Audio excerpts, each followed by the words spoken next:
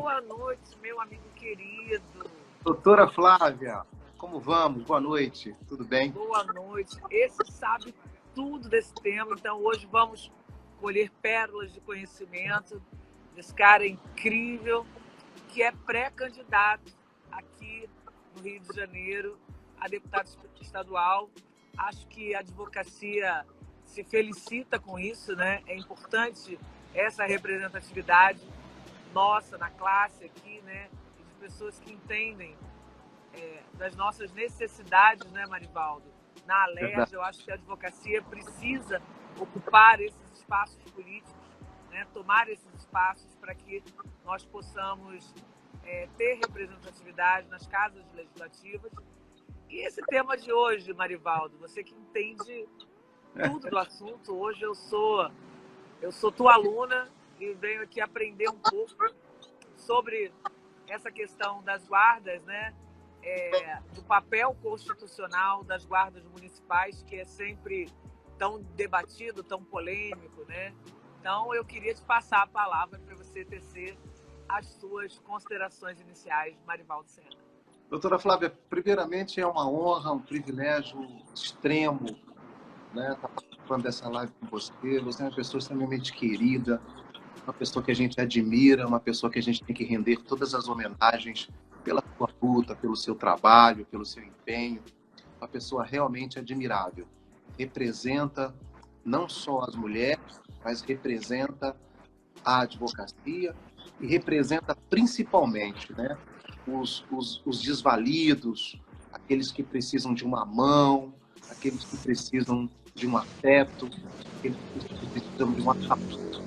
Então, realmente, eu quero ofertar singelamente as minhas homenagens e dizer que é um privilégio sem medida estar aqui. Uma pessoa muito querida e muito admirada, não só por mim, mas por toda a minha família e por toda a minha equipe que te acompanha por aí pelas redes sociais. Realmente é um tema, a Guarda Municipal é um tema que a gente advoga em todo o estado do Rio de Janeiro. A gente tem uma carteira de guardas municipais no estado, né? E é uma categoria que me é muito cara. Eu também funciono, eu também milito para outras instituições da segurança pública e até outros que não são da segurança pública, né? Hoje eu estava no BEP, doutora Flávia, e eu estava vendo que eu resolvi fazer uma live de lá, e me perguntaram esses dias que lado eu estava.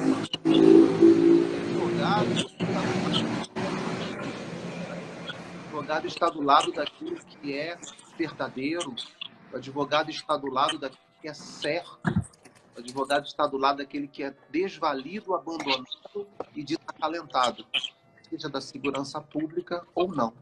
Quis Deus que eu abraçasse um pouco mais essa classe de guardas municipais, Flávia, porque é uma classe extremamente abandonada, carente, e digo carente em todos os sentidos. Tem uma carência psicológica, tem uma carência jurídica, tem uma carência política, tem uma carência de de todas as vias que você possa imaginar, e a gente está aqui para defender e para debater. Na verdade, eu não vou te dar aula coisa nenhuma, eu vou aprender, né? Porque você está nos honrando também com a sua pré-candidatura a deputado federal, e a gente está muito torcendo por você, porque vai ter uma representatividade naquele congresso que vai ser uma maravilha, viu? Vai ser uns gritos lá de vitória em favor não só das classes desfavorecidas, mas também da classe dos advogados que espera você lá com muita ansiedade. Obrigada, sempre muita generosidade. A generosidade sempre sai da boca daqueles que têm um coração gigante. Eu sei que não sou merecedora do exagero, mas fica aqui a gratidão pela generosidade das palavras, que só podem vir da tua amizade por mim, que é imensa. E eu digo mesmo que você, eu acho que a gente precisa ter pessoas que tenham essa preocupação humana, porque eu acho que o papel social, né, do representante parlamentar, seja lá no Congresso Nacional, seja na Alerj, aqui no Rio de Janeiro. É fundamental que nós tenhamos esses espaços ocupados por pessoas sensíveis à causa social, né? Eu acho que a gente sempre fala da velha política, e a velha política nos trouxe até essa quadra que vivemos agora.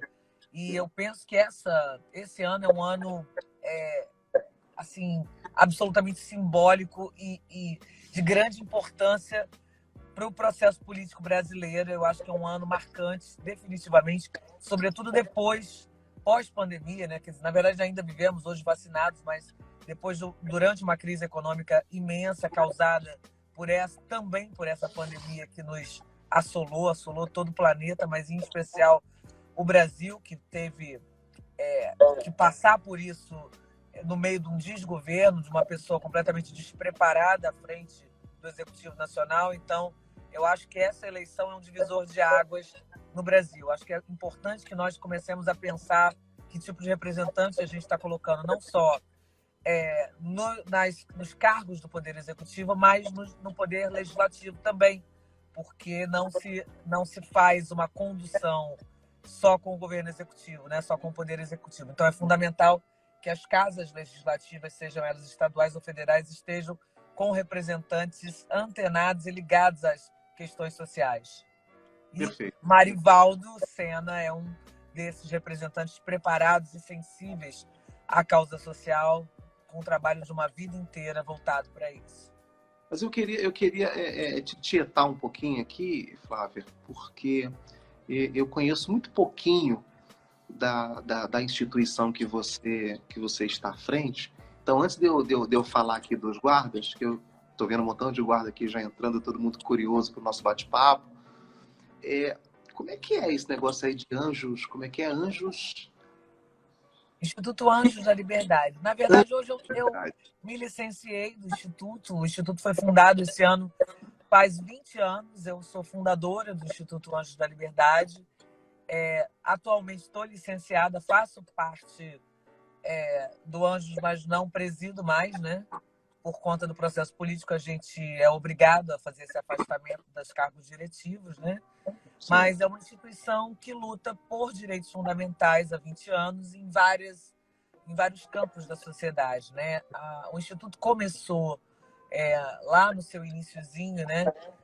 Voltado para a ressocialização de presos, né? Que sempre foi a bandeira maior da instituição, mas não foi a única, né? Nós fazemos trabalho com população de rua há muitos anos, com usuários de crack, fazemos trabalho com profissionais do sexo. Hoje o Instituto está em 20 estados do Brasil, trabalhando ativamente. O Instituto participa das comissões do Congresso Nacional, comissão de reforma do Tribunal do Júri, comissão de reforma do CPP, do CP, comissão de reforma do Tribunal do Júri. Participamos daquele pacote antivida, pacote anticrime como entidade consultiva, legislação participativa. O Instituto se faz presente na luta por direitos, inclusive dos bombeiros. A gente trabalhou na causa dos bombeiros, ainda estamos acompanhando, né, ações populares de bombeiros que nós propusemos como patronos, né, dando essa assistência a uma pauta tão fundamental, tão importante, que é a pauta dos bombeiros aqui no Rio de Janeiro. E o Instituto, na verdade, trabalha. Hoje nós estamos, para você ter uma ideia, Marivaldo, nós estamos em absolutamente todas as ações de controle concentrado de constitucionalidade lá no Supremo Tribunal Federal, que tenham ligação com pautas de direitos humanos, sejam causas LGBTQI+, sejam causas indígenas, enfim. Pautas dessa natureza. O Instituto tem se feito presente, também atuando como amicus curiae nessas pautas, mas em ações individuais na defesa de direitos coletivos e difusos de populações vulneráveis, sejam elas quais forem. Que beleza. Eu quis pontuar isso porque demonstra que a sua luta não é de agora, né? A sua luta é de bastante tempo, né? Bastante tempo na estrada defendendo aqueles que precisam, né? Muito legal. É verdade. Vamos lá. Me fala dessa pauta da guarda, que é tão polemizada, né? Quando a gente escuta nas redes, né, os debatedores falarem sobre essa questão de o guarda municipal com o poder de polícia, como agentes de segurança pública, né? Tem aquele lugar da municipalidade, né? Da questão da manutenção do patrimônio municipal, da organização social, né? Esse papel da guarda enquanto agente para manter a ordem social da municipalidade, em que momento ela vai atingir o poder de polícia também e em que momento ele vai ganhar um lugar como agente de segurança pública. Eu queria que você falasse um pouco disso. Então, Flávia, a questão é a seguinte: a Constituição da República, no artigo 44, aponta a Guarda Municipal como participante, ali na ordem dos incisos, participante da segurança pública. Isso foi reconhecido já por Alexandre de Moraes, por Lewandowski e pelo ministro esse ministro que foi presidente agora, saiu há pouco tempo agora. Não, daqui a pouco eu lembro como é o nome. Daqui a pouco eu vou entender. Daqui a pouco eu lembro. Tem um menininho lá, querido. Dias Toffoli. Dias Toffoli, exatamente, Dias Toffoli. Foi reconhecido por esses três ministros a participação, a integração da Guarda Municipal para a segurança pública.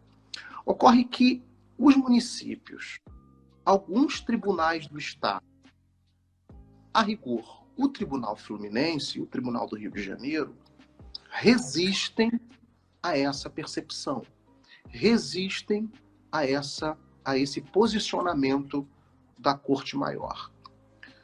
O guarda municipal, principalmente aqui no Rio de Janeiro, mais aqui no Rio de Janeiro, começou de uma forma muito equivocada. Ela começou de uma divisão, de uma dissidência da própria Colurbe, onde muitas pessoas que faziam parte da Colurbe acabaram migrando para a instituição de guarda municipal. Tanto é verdade que toda a guarda municipal brasileira, de todos os municípios, tem a sua farda azul. No Rio de Janeiro, tem a sua farda marrom, porque descindiu da Colurbe. Olha, que Inclusive há uma discussão, a gente tem um caso lá no escritório, de um rapaz que ele foi despedido pela CLT da Colurbe e também foi demitido pela Guarda Municipal. E aí ele não recebeu nem a rescisão das verbas resilitórias e rescisórias pela CLT e também não recebeu as suas verbas como estatutário. Ou seja, ele ficou no limbo, está brigando na justiça até agora para saber o que ele é. Nem ele sabe o que ele é. Então veja que a Guarda Municipal sofre até hoje.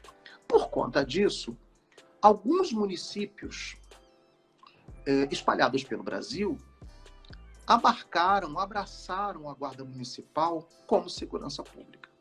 A gente tem um exemplo, por exemplo, Flávia, de Salvador. Salvador, a Guarda Municipal é armada há 6 anos, com arma de calibre, atendendo a população de Salvador para os crimes de grande, de médio e de pequeno porte ocorridos em Salvador. Então, é um braço, é uma mão da segurança pública auxiliando a polícia militar, auxiliando as outras polícias. Isso a gente está falando de segurança pública. Ou seja, que eles fazem parte da segurança pública é sedimentado, é um posicionamento sedimentado. Mas que, lamentavelmente, o Tribunal do Rio de Janeiro, com raríssimas exceções, nós temos alguns juízes em Belfor Roxo, temos alguns juízes, temos alguns desembargadores, pouquíssimos, que aceitam a Guarda Municipal como parte da segurança pública, mas a maioria, infelizmente, não aceita. Tanto é que muitas das vezes, você quer perguntar alguma coisa? Pode perguntar. Assim, nessa medida, você falava agora da Guarda Municipal lá na Bahia, né? E é uma questão que eu tenho ouvido muito sobre as guardas, e em especial a do Rio de Janeiro, o quanto é fundamental, porque na prática, em muitos momentos, numa cidade, num grande centro, com o nível de violência que tem no Rio de Janeiro, acaba que por algumas vezes ele faz, às vezes, de agente de segurança pública, embora não haja esse reconhecimento. Isso eu acho que, de alguma forma, Marivaldo, prescinde do seguinte, de você dar preparo técnico para essa guarda, formação técnica para que eles estejam aptos, né, a exercer esse papel, né, a formação na escola de guardas, a formação não só de tiro, de técnicas, de tudo aquilo que é fundamental para um agente de segurança pública. Então, essa interpretação judicial que é dada à guarda no Rio de Janeiro também dificulta que se possa reconhecer um melhor preparo técnico, porque eu acho que eles também precisam dessa capacitação técnica, porque muito se discute da falta de capacitação técnica para lidar com situações eminentemente de segurança pública. Eu queria que você falasse um pouco desse lugar, da capacitação que eles precisam para que eles possam ter, às vezes, de agente de segurança. É claro que, em especial no Rio de Janeiro, nós temos visto, né? A gente fala pelo fim da polícia militar, porque o policial militar, não que a gente não queira que tenham policiais, né? Então, eu acho que quem faz uma leitura errada quando a gente fala que a gente é contra a militarização das polícias. Policial é trabalhador antes de qualquer coisa. E a gente precisa entender o policial como trabalhador. Sim. E um trabalhador submetido a uma hierarquia militar, isso não funciona, isso não cola, né? Na verdade, ele acaba fazendo o papel de faxineiro de luxo da burguesia quando ele não se reconhece nele a figura de um trabalhador. E eu acho que isso vale para todos os agentes desse sistema de segurança pública, né? Todos os agentes são pessoas, são trabalhadores, antes de mais nada, que estão ali desempenhando um trabalho, no caso da Guarda Municipal, de ordem social, mas também, muitas vezes, nesse lugar de segurança pública, sem ter um preparo adequado, sem ter uma capacitação adequada, sem ter salário adequado. Então, eu acho que esse lugar que você fala de segurança pública, que acaba meio que a guarda meio que vira aquela figura do Severino quebra galho, sabe? Aquele do Zorra Total, o cara que quebra o galho e tal. E não pode ser isso, né? Mas a segurança pública tem que fazer com seriedade, com capacitação e efetivamente reconhecendo direitos da figura desse trabalhador. Eu acho que é um pouco isso. Não sei se falei bobagem. Você está correta, você foi precisa. Agora, ainda bem que você está sentada, porque eu vou lhe dar duas informações que você vai ficar absorta.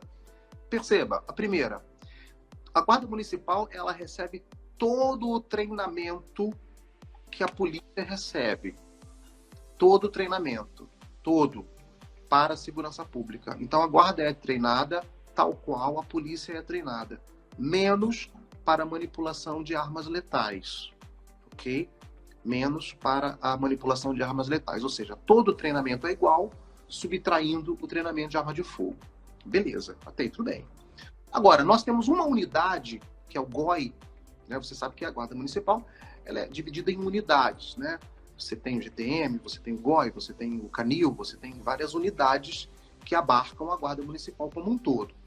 O GOI, agora que você vai cair para trás, o GOI, a Guarda Municipal, os agentes do GOI é quem treina os policiais que iniciam carreira para manipulação de armas de fogo. Então nós temos um contrassenso aí, doutora Flávia. Nós temos uma colidência. Nós temos um treinamento para todas as unidades que não são treinadas com arma de fogo, exceto uma unidade, que é o GOI, que treina, que além de ter o treinamento de manipulação de arma de fogo, treina a polícia iniciante.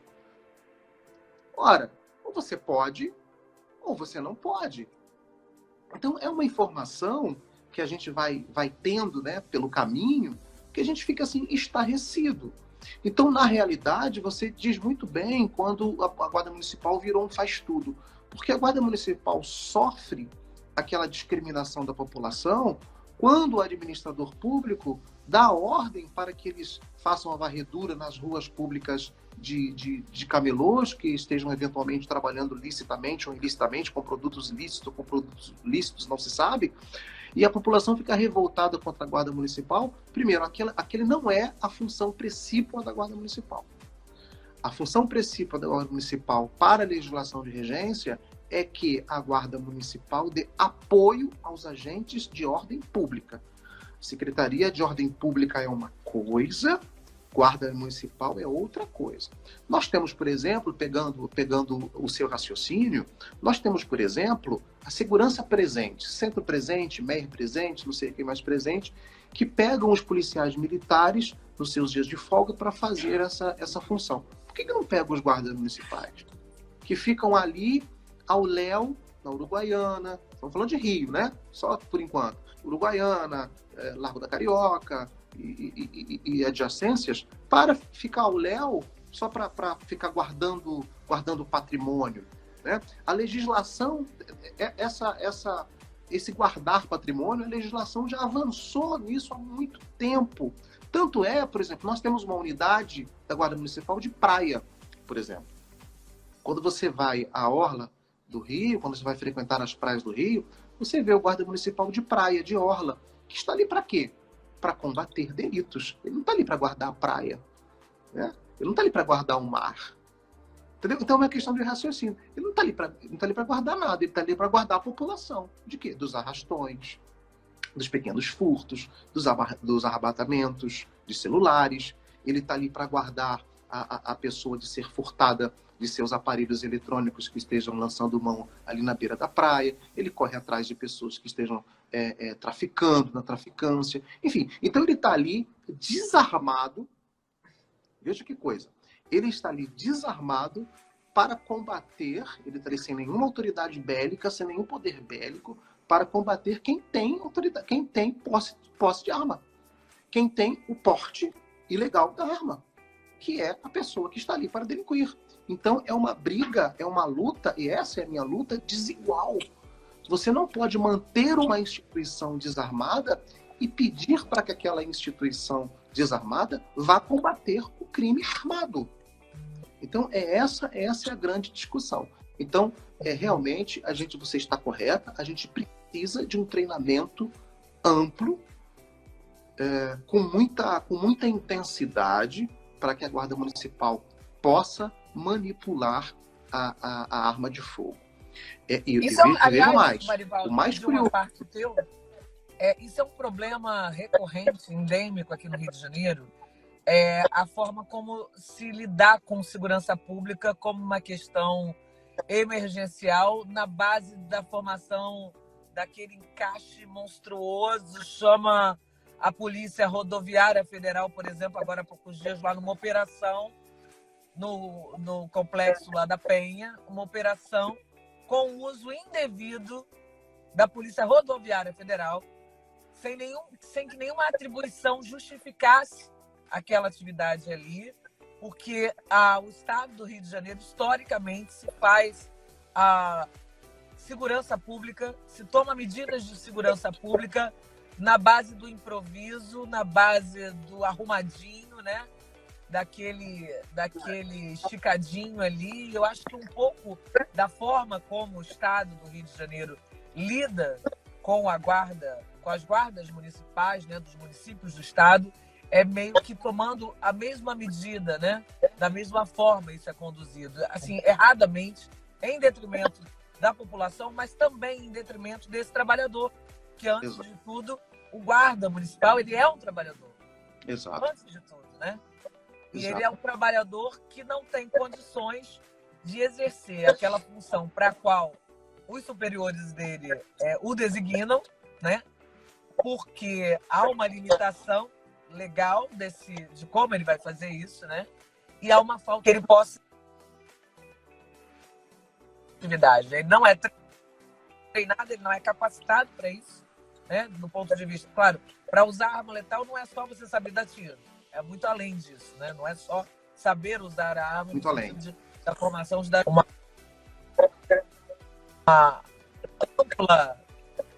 um amplo conhecimento de treinamento que não se restringe só ao tiro, quando dar, de que forma dar, enfim, em que circunstâncias. Eu acho que a preparação técnica passa muito por essa capacitação, mas o que é mais importante é que esse trabalhador ele é colocado numa situação, muitas vezes, de risco para lidar com alguma coisa que ele não recebe para isso. Não só eles não qualificaram ele para isso, mas ele também não é remunerado para isso. Então, eu acho que tem esse lugar também, Marivaldo, que é importante falar, do problema do guarda municipal como trabalhador, né? Você está correta. E eu vou além. Tem uma legislação específica da Guarda Municipal, tá, Flávia? Que é a Lei 13.022. É uma lei da época da presidente Dilma, que está em vigor até hoje. E a gente sabe, nós operadores do direito, sabemos que a lei específica afasta a lei geral. A lei geral, nesse caso, seria o Estatuto do Desarmamento, né, que proíbe o porte de arma em todo o território nacional, com as exceções legais. E aí vem o Estatuto do Guarda, que é 13.022, e diz no seu artigo 16 que o guarda pode portar arma. Dá ao guarda o porte de arma na forma da lei. Essa expressão na forma da lei foi que criou a grande celeuma jurídica. Alguns tribunais do país entendem que na forma da lei é da própria lei, 13.022, e outros tribunais, no caso do Rio de Janeiro, entendem que essa forma da lei seria uma lei orgânica do município que deveria legislar sobre arma, olha que loucura, né? Que deveria legislar sobre arma para referendar, digamos assim, o porte de arma para o guarda municipal. Como é que você pode referendar uma lei federal em vigor, né? Então, é um conflito de normas que a gente tem aí. E aí, o que o guarda municipal faz para resolver o problema? Ele tem certeza que o estatuto dele dá a ele o direito do porte. Então, o que ele faz? Lá no site da Polícia Federal, diz que o guarda municipal tem direito ao porte por prerrogativa de função por conta do artigo 16 da lei, 13.022. Quando o guarda municipal faz o requerimento por prerrogativa de função, a Polícia Federal nega o porte porque não há legislação orgânica que regularize o porte de arma para o Rio de Janeiro. Então, ao passo que, veja se você entende, ao passo que o próprio site da Polícia Federal diz que ele pode requerer por prerrogativa de função, quando requerido, indefere porque falta a lei orgânica segundo a Polícia Federal. E aí, o que o guarda municipal faz? Ele faz um treinamento privado. Ele vai, faz o seu curso de tiro, faz o seu treinamento, tira o seu porte particular, estando dentro da legislação, com o seu CRAF, com a sua nota fiscal, e porta sua arma, porque ele corre risco de vida na rua. E aí, ele é abordado pelo policial militar, o policial militar o conduz à delegacia, o delegado lavra o flagrante, ele tem que pagar fiança, e aí ele tem que responder à ação penal, e aí ele tem que se defender, ele tem que contratar advogado por uma coisa que a própria legislação, o estatuto dele, deu direito a ele. Então, o que o Estado está dizendo? É absurdo. O que o Estado está dizendo? Olhe, mas não prove. Prove, mas não mastigue. Mastigue, mas não engula. Ou seja, eu lhe dou todo esse aparato, mas na hora que você vai engolir a comidinha que eu estou te dando, você vai ser punido por isso. Esse é o grande absurdo que a Guarda Municipal sofre em todo o Estado, nos 92 municípios do Estado do Rio de Janeiro. Nossa. Agora, me faz só uma curiosidade, assim, você que é um entendedor desse tema. Brasil afora, tirando a Bahia, quais outros estados a gente já tem essa lei orgânica que estabelece? 218 municípios do Brasil, a Guarda Municipal é armada. Ou seja, a lei vale... Olha só, nós estamos vivendo aquela coisa de Estados Unidos, parece, né? Estados Unidos do Brasil. A lei vale em alguns estados, em alguns municípios, mas não vale em outros. Então, a lei... Eu tenho uma sentença de um juiz lá de Belford Roxo, muito interessante, muito boa, que ele diz exatamente isso. A lei é a lei no estado inteiro, no país inteiro, né? Você não pode pulverizar a lei. Você não pode pegar um diploma legal e falar, não, aqui eu aplico, aqui eu não aplico, aqui eu aplico, aqui eu não aplico. Não pode. Então, se o Estatuto do Guarda diz que ele tem o porte, ele tem o porte. Evidentemente que esse porte tem que ser abarcado pelas determinações que a própria lei exige. Então, ele tem que ter o CRAF, ele tem que ter o treinamento, ele tem que ter tudo, ele tem que ter a nota fiscal, né? Ele não pode cometer crimes Fabiano com Lopes, aquela... nosso professor aí, Fabiano, estamos falando do armamento da Guarda Municipal. Ele que debate muito esse tema também. Que bom, um abraço aí para o Fabiano. Prazer, que honra. Então, veja, o guarda municipal sofre quando tem uma lei a seu favor e sofre ação penal, responde a um processo nas barras dos tribunais, porque os juízes não aceitam a aplicação da própria lei. Eu fiz uma RDD, eu fiz um incidente de demanda repetitiva. Aliás, não fui eu, foi um outro colega, mas eu fiz a sustentação oral no órgão especial. Sabe o que o órgão especial me respondeu? Assim, em palavras simples, a gente não vai meter a mão nisso enquanto algum legislador... É por isso que a gente precisa de você lá no Congresso. Enquanto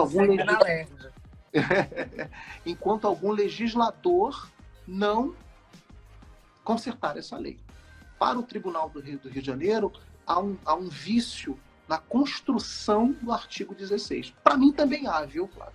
Porque o legislador poderia ser muito mais claro. Ele poderia dizer o seguinte: é dado ao guarda municipal o porte de arma nos termos desta lei, que é a própria Lei 13.022. Mas o que disse o legislador? É aquela história que a gente estuda na graduação e na pós-graduação, né? O legislador disse menos que deveria dizer, disse mais que deveria dizer, aquela história.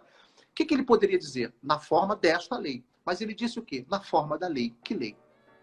Aí vem o Tribunal do Rio de Janeiro e diz, lei orgânica do município. Mas o município pode legislar sobre armas? Será que pode? E aí vem uma discussão técnica, vem uma discussão jurídica, né? E é por isso que a gente sofre tanto aí com esse... Criou-se um Frankenstein jurídico, né, Marivaldo? Jurídico, com essa norma penal, é uma norma penal em branco, né? Na verdade, você dá uma janela em que em alguns estados o guarda tem esse porte de arma e ele não é preso por usar arma.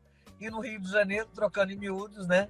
No estado do Rio de Janeiro, o guarda municipal, os guardas das guardas dos municípios do estado do Rio de Janeiro são presos por algo que em outros estados não é crime. Isso a mesma coisa. É absurdo, né? É um absurdo. E você explicar isso para o guarda, né? Explica isso para o guarda. Ele fica assim, não, mas tá errado, doutor. Eu tô aqui preso. Eu preciso que o senhor entre aqui contra o delegado com abuso de autoridade, porque ele não pode me prender, porque a minha lei diz que eu tenho o porte. Não, mas não... E aí, como é que você explica isso para o guarda, né? Quando o guarda tem uma condenação, nossa, ele fica desesperado, porque ele tem certeza que a lei dá direito a ele para isso. É a mesma coisa do poder de polícia, né? O poder de polícia, que eu acho que é o cerne aí da nossa conversa tão boa, né? É o cerne aí do nosso papo. O poder de polícia é a mesma coisa. O poder de polícia é o Estado dar ao agente público, ao agente de segurança pública, né? Principalmente, a autoridade, o poder de representatividade para fazer o quê? Para manter a ordem pública, para garantir os direitos coletivos, coexistência da sociedade. E aí vem alguns juízes e diz o seguinte, não, o guarda municipal ele pode guardar patrimônio, ele pode combater pequenos delitos, ele pode até apreender e conduzir para a delegacia pessoas que estejam portando ou traficando material entorpecente, mas ele não tem poder de polícia. Mas como? Tudo isso adere ao poder de polícia. Nisso tudo está o poder de polícia. Então, é uma confusão. Mas por quê? Porque, como eu disse no começo da nossa live, doutora, começou tudo errado.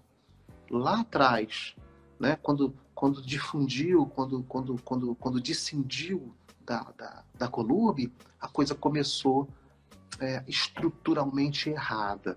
E aí a Guarda Municipal do Estado do Rio de Janeiro sofre com todos esses problemas até hoje. Eu atuo no Rio de Janeiro, eu atuo em Araruama, eu atuo em Cabo Frio, São Pedro da Aldeia, Nova Friburgo, Duque de Caxias, Belfor Roxo. Eu estou com guardas, eu tenho clientes guardas em quase todo o estado do Rio de Janeiro, que são estados que recebem a política do nosso escritório. E às vezes, Flávia, a gente tem que afastar o advogado para fazer um trabalho de psicólogo, de tanto que essa categoria sofre, que essa categoria padece.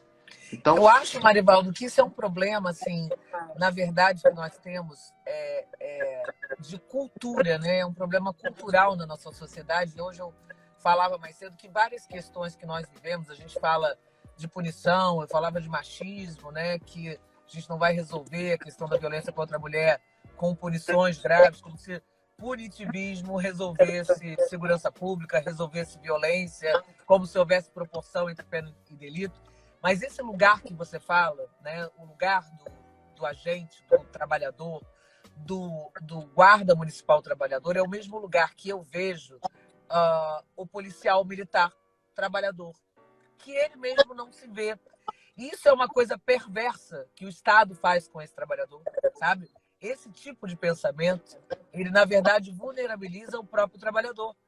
Por quê? Porque o policial militar, ele se vê naquilo que ele foi treinado, e é um treinamento ideológico feito para que ele não se compreenda naquele lugar de trabalhador. O Estado, quando ele morre, é sozinho, né? É com todas as dificuldades, a família dele. O Estado não vem oferecer o apoio social a esse trabalhador e se coloca uma medalha que não serve para absolutamente nada, porque não vai sustentar a família dele, né? Eles colocam esse trabalhador numa condição de vulnerabilidade, na verdade, para fazer asepsia social.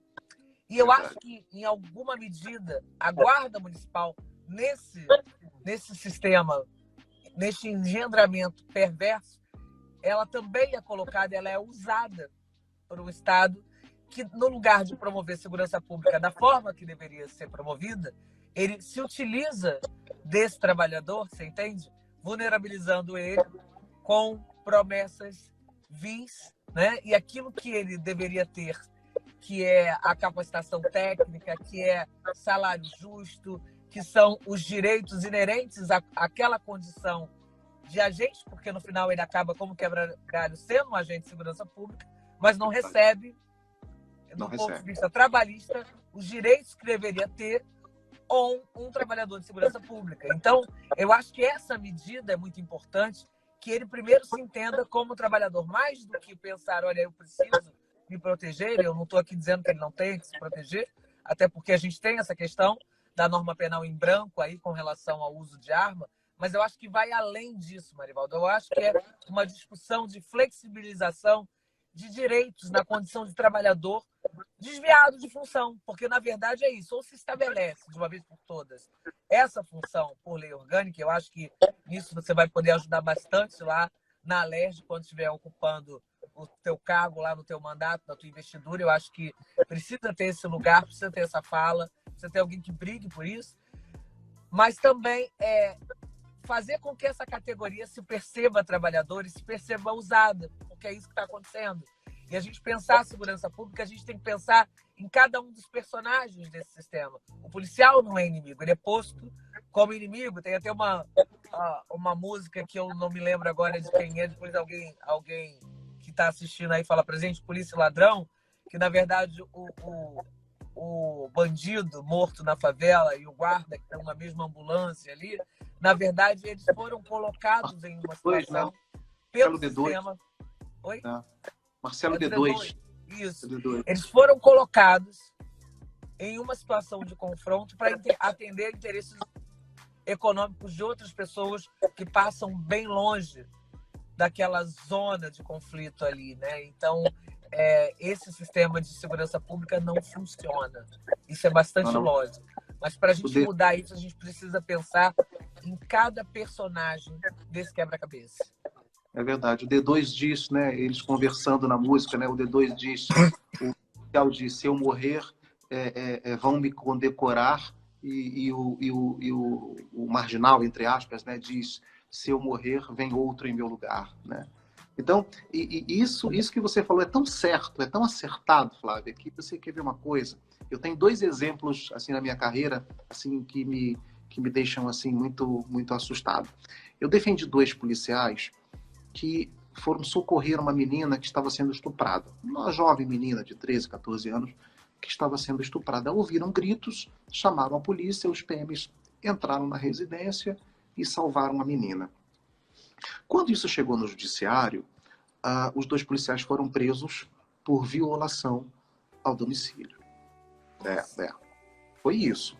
E aí, Eles ficaram desesperados, evidentemente. Que curioso, porque a gente vê isso acontecer todos os dias. O que mais acontece? Não, foi na não Zona é, Sul? Não foi, não. Foi na Baixada. Foi na Baixada Fluminense. E aí, o que aconteceu? A raridade. O que aconteceu? Evidentemente, a gente tomou as medidas cabíveis, o judiciário compreendeu, soltou. Concomitantemente, nós tivemos um outro caso no escritório de 2 meninos que estavam saindo de uma comunidade, de uma favela, e eu falo favela com muita tranquilidade, porque eu nasci na Vila Cruzeiro, então eu não tenho nenhum problema em usar o termo favela. Nascido na favela. Os 2 meninos estavam saindo da favela, saindo da comunidade de moto. Um mototáxi, fazendo lá o seu trabalhinho informal, e o outro de passageiro. A polícia abordou, achou que eram usuários ou traficantes, não sei o quê, fizeram lá um embolado e os meninos ficaram presos. Na audiência da prova, na audiência de instrução e julgamento, eu fiz uma pergunta aos policiais. Primeiro a um, depois a outro. Quais foram os critérios de abordagem? Por que vocês abordaram esses meninos? Qual foi o critério? Você está sentado mais uma vez e vai se assustar com a resposta. Disse o policial militar. Ora, doutor, 2 meninos negros saindo da favela de moto, só acha que é o quê?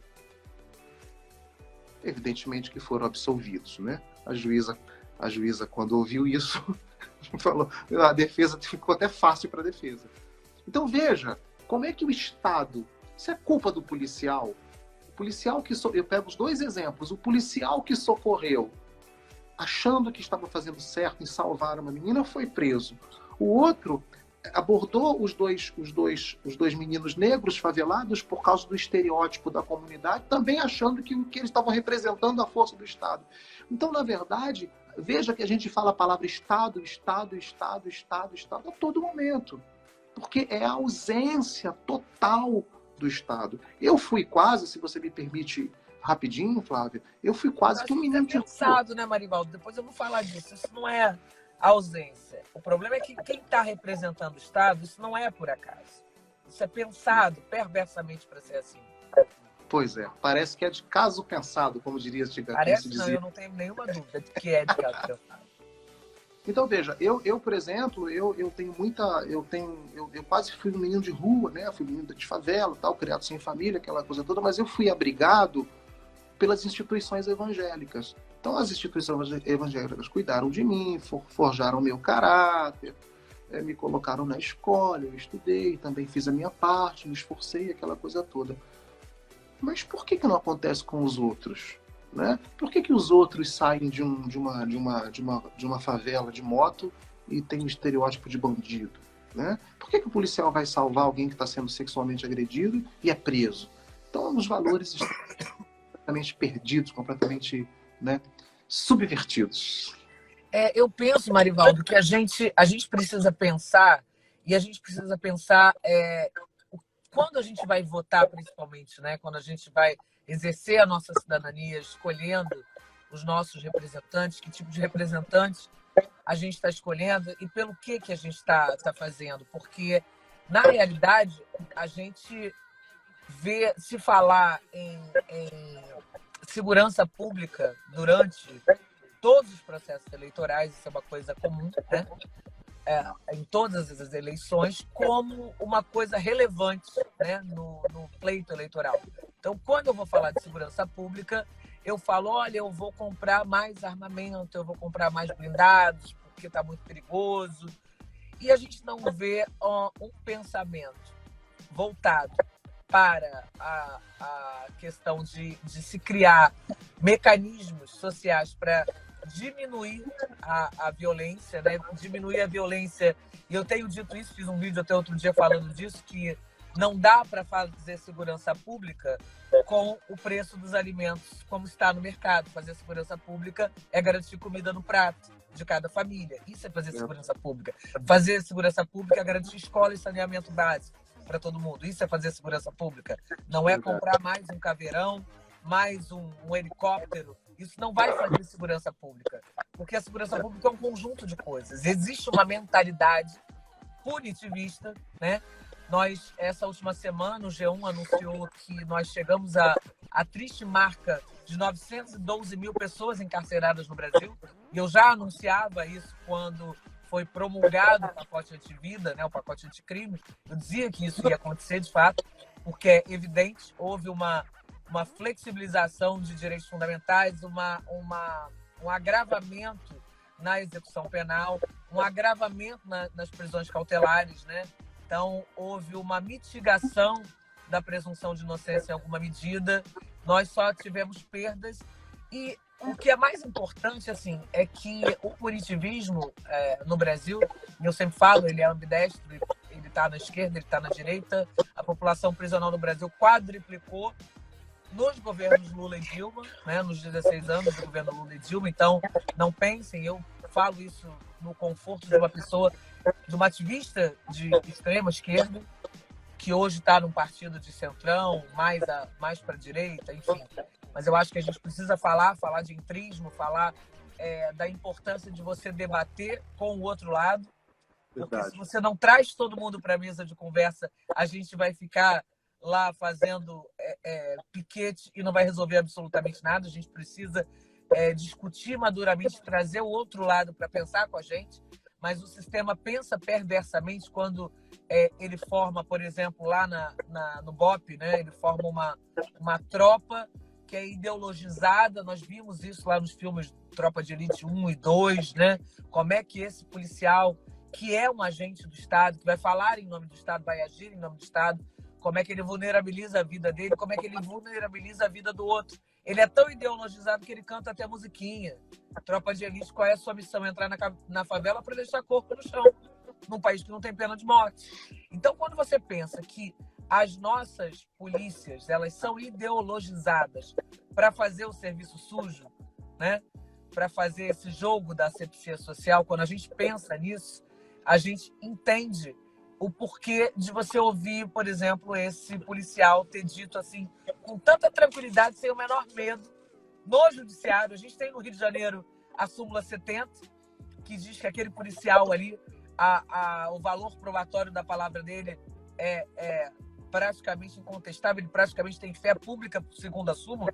Por quê? Porque é o empréstimo que o Estado precisa para não ter que investigar, Marivaldo, para não ter que investir. A Polícia Técnica do Estado do Rio de Janeiro é uma vergonha. O IML é uma vergonha, mas isso é uma discussão para uma outra live inteira e para uma vida inteira. O aparelhamento das polícias no Rio de Janeiro é uma discussão extremamente relevante e importante, porque promover segurança pública com esse arremedo é você utilizar a política do jeitinho, né? Do Macossa, né? Aquela história da piada da polícia da Scotland Yard, da polícia inglesa, que traz o porco-espinho espancado do mato, dizendo que é o coelho. E é muito esse tipo de prática que é utilizada pelas nossas polícias e é legitimada e chancelada pelo Estado. É chancelada pelo judiciário, muitas vezes. Porque é mais fácil. Porque eles estão fazendo o serviço sujo de asepsia social. É controle social da pobreza na veia. Na veia. O sistema prisional, ele tem classe social e cor definida. Isso é muito claro. E a gente só vai mudar isso se a gente trouxer, primeiro, o empoderamento para esse trabalhador policial militar, esse trabalhador guarda municipal, esse trabalhador policial civil, esse trabalhador, esse perito que está lá no IML submetido, que deveria estar submetido à Secretaria de Saúde, mas está submetido à Secretaria de Polícia. Os legistas estão... Isso é uma outra grande discussão que eu te convido a fazer, Marivaldo. A retirada da submissão dos peritos legistas do IML da Secretaria de Polícia e levá-los para a Secretaria de Saúde. Porque há um grande problema. Os médicos sofrem uma pressão muito grande, né? Os médicos legistas que atuam naquela função ali, os auxiliares de necropsia também. E precisa haver um maior aparelhamento para que a gente possa efetivamente falar em investigação criminal, em processos que você possa confiar no resultado da investigação, diferente do que acontece hoje. E a gente vive isso todos os dias, somos ambos criminalistas, a gente sabe o que vem dos inquéritos policiais e a gente ouve há quantos anos, eu ouço há 26, Marivaldo, essa máxima de o promotor come o peixe que a gente dá para ele comer e o judiciário faz o mesmo. Então, se a gente consegue entender o papel de cada personagem nesse processo, e é papel teu, vai ser papel teu como pré-candidato, futuramente como candidato e como deputado na Assembleia Legislativa, discutir essa questão desses personagens todos do sistema de justiça e do sistema de segurança pública. A gente tem uma perita que entrou e tá concordando com você, hein? Karen. Querida. Olha, Flávia, eu fico assim sem palavras, né? Me curvo a toda a sua argumentação e a sua brilhante inteligência, que já é, né, do saber de todos. E te agradeço assim pela chance, né? Pela oportunidade tão brilhante de estar debatendo com você esses pontos tão importantes. E tenho Marivaldo, certeza eu quero te convidar depois, outro dia, para a gente fazer essa discussão dessa retirada, dessa migração e da necessidade de aparelhamento. Muitas vezes a gente faz processo de homicídio, eu faço, você faz também, em que o corpo é encontrado na mala de um carro, né? Muitas vezes, várias vezes. E você não tem sequer a colheita de impressões digitais naquele carro onde são encontradas as vítimas. E o que a gente vê nos relatos? Falta de material. O que é o material? É um adesivo, né? É um plástico, como se fosse um durex. Isso. Então, a gente não tem o básico. O IML, eu tive lá nos dias que sucederam a chacina cometida pelo governo do Estado do Rio de Janeiro, lá no Complexo da Penha, na Vila Cruzeiro, em que 4 pessoas comprovadamente trabalhadoras foram assassinadas por esse Estado e outras, muitas, sem antecedentes criminais, alguns com antecedentes criminais foram assassinados e parecia um circo de horrores, porque eles tinham apenas uma máquina, né, de raio-x para avaliação daquelas pessoas mortas, uma demanda imensa, uma quantidade imensa, pouco material técnico para que eles possam fazer pesagem de órgão. Eles dizem que não tiram foto, que é uma coisa que está com previsão, que há previsão legal. Hoje em dia todo mundo tem um smartphone na mão. É impensável você imaginar que as perícias são feitas sem fotos, o que é fundamental para a elucidação de crimes. Então, esse lugar que se dá um jeitinho, se legitima qualquer coisa que vem da delegacia, é meio que para legitimar aquilo que o Estado faz, que é não investir. Ele não investe nas suas polícias técnicas. Ele não investe nesse trabalhador. A gente vai fazer segurança pública no momento em que a gente entender que a polícia técnica, a polícia judiciária tem que estar aparelhada, ela tem que estar qualificada.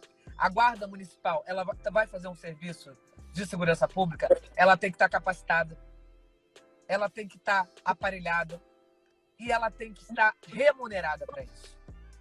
Perfeito. Policial, guarda municipal, policial militar, policial civil são trabalhadores antes de tudo. Só dá para pensar no sistema de justiça e falar em segurança pública com esses elementos. Marivaldo, adorei demais essa live com você, suas considerações finais, porque daqui a pouco o Instagram derruba a gente. Derruba a gente. Só uma mente brilhante como a sua poderia fazer considerações tão precisas e tão acertadas. Muito obrigado. Obrigada, querido. Gente, boa noite.